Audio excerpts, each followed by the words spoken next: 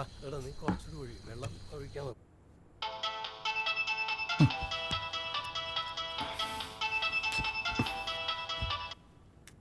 രമണ, ഒരാൾ phone cut ചെയ്ത കാര്യം നിനക്ക് മനസ്സിലാവൂലേ?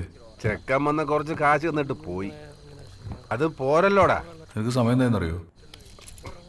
12:30 AM. കാശ് കിട്ടുന്ന കാര്യത്തില് രമണിന് രാത്രിയും പകലൊന്നും ഇല്ല. എനിക്ക് രാത്രിയുണ്ട് പകലുണ്ട്. നീ എന്നെ കാശ് വെച്ചിട്ട് സംസാരിടാ.